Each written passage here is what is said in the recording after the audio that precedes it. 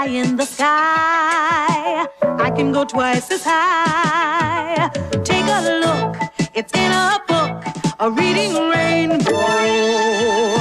I can go anywhere. Friends to know and ways to grow, a reading rainbow. I can be anything.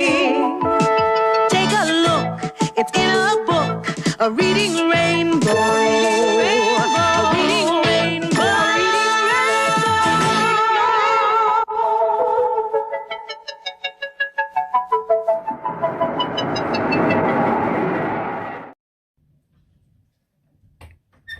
It's a beautiful day in the neighborhood, a beautiful... Oh! Hey, students! What are you doing? Oh, that's right, you guys are here for the story. I totally forgot. Let me just, sorry, I was just out walking my dog Zoe, and, alright, I got a doozy for you today. It's gonna be a good one. So, hello, and welcome to Mr. Deitz's Reading Rainbow. Now, today we have a wonderful story. Dom, I hope you're paying attention. Because today we have a wonderful story called The Sorcerer's Apprentice. Now, this story is wonderful, it's awesome, because one, it deals with magic. Two, it's got Mickey Mouse in it. And three, we learn an awesome lesson by the end of the story. Now, throughout, you're going to be seeing some really funny, some interesting magical parts to it. Okay, and I might ask a question here and there, so make sure you're paying attention. Long ago lived a wise sorcerer. He had a tall, special hat that gave him amazing powers. All he had to do was think magic thoughts, and there they were. They would come true. If he thought of a butterfly, out of nowhere, beautiful colors would swirl into shape, and they would take flight. And with the sorcerer's secret words, the magic would end. Poof! Just like that. The sorcerer had an apprentice, a young helper, who did work for him all around the castle. He swept the floor, he chopped the wood, and he carried water from the fountain down to the well in the cellar. It was hard work. If only I had that hat, thought the apprentice, I could just think my work into being done. One day the sorcerer had to go out. He left his hat on the table in the cellar, and deep in the castle, where the apprentice was working. The apprentice watched him go. This was his chance. Now I can be a great sorcerer, he said as he put the hat onto his head. And next to some water buckets, there was an old broom. The apprentice eyed that broom, and he began to wonder, and he imagined. He did what the sorcerer always did. He pointed his fingers at the broom and thought even harder. And all at once, the broom began to glow. Then it began to move. Broom, pick up that bucket, the apprentice ordered, and the broom grew arms. And each arm picked up a bucket. Follow me, commanded the apprentice. And leading the broom up the cellar steps, the broom followed behind him. To the fountain! Fill the buckets with water! The broom filled the buckets. Back down to the cellar! Pour the water into the well! The broom marched down the cellar steps and poured the water from the buckets into the well. Magic is easy, laughed the apprentice. I'll never have to work again! And he sat down in the sorcerer's chair, and he put his tired feet. He watched the broom march up the steps, fill. Then it went down the steps, pour. It went back up the steps and filled. And down the steps, yawn. It went and it poured, and soon the apprentice was fast asleep.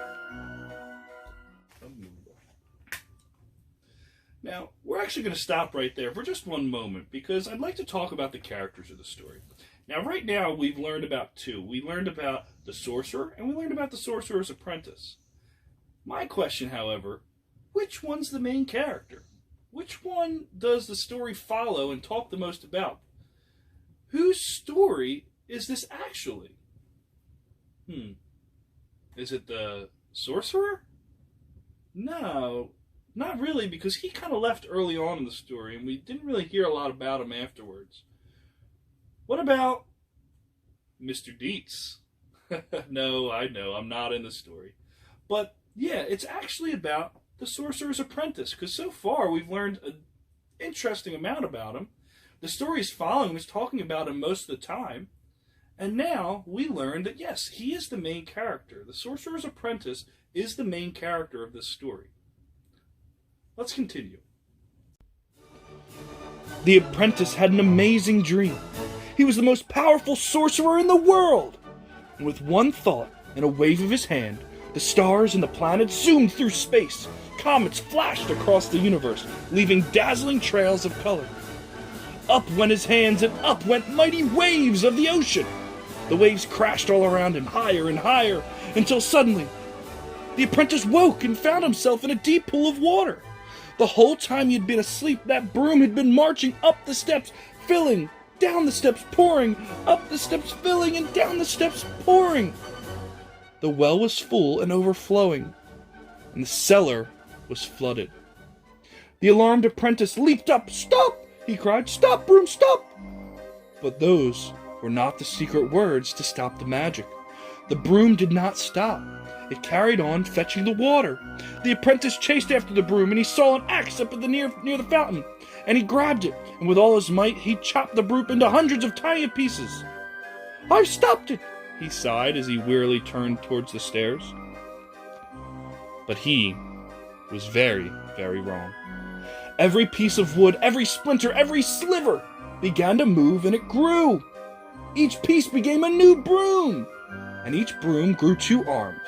And those arms picked up a bucket, and all of those brooms marched straight toward the fountain to collect water. The apprentice heard the noise, turned, and could not believe his eyes.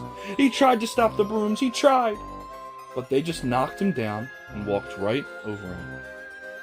Like a great army, the brooms kept marching and marching. They tipped up their buckets, pouring more and more water into the overflowing well. The water in the cellar rose higher and higher. The apprentice was swept into the water and struggled to stay afloat. When he saw the sorcerer's huge book of magic spells floating past him, he jumped onto it. Quickly, the apprentice turned the pages, quickly, searching for some special magic words. But the rushing water tossed him back and forth, up and down, left and right, and he could not read. As he clung onto the book, the water became a mighty, swirling whirlpool. It carried him around and around, faster and faster. The apprentice was terrified. And then, all of a sudden, there at the base of the steps, stood the sorcerer. He knew at once that what his apprentice had done. Raising his arms, he ordered the water to disappear. At his command, the water dried up, and the brooms and the buckets vanished. Only the old broom and 2 buckets remained. The sorcerer looked down with an angry scowl. The little apprentice smiled and handed the sorcerer his magic hat. But the sorcerer did not smile back. The apprentice picked up his old buckets and tried to sneak away, but the sorcerer took the broom and swatted him right on the bottom. The apprentice scurried off to do his work. And he learned his lesson. Never start something that you don't know how to finish.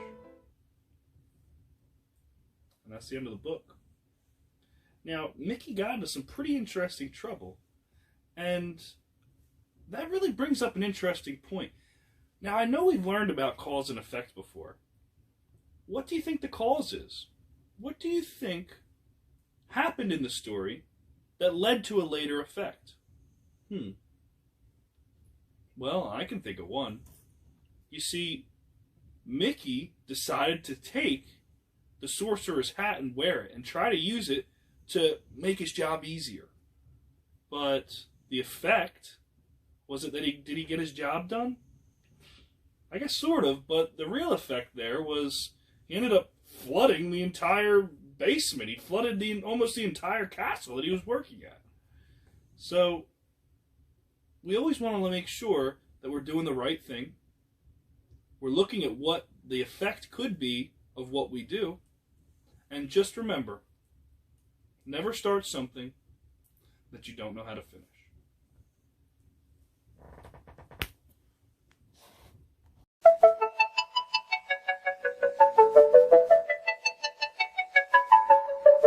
butterfly in the sky. I can go twice as high. Take a look, it's in a book, a reading rainbow. I can go anywhere.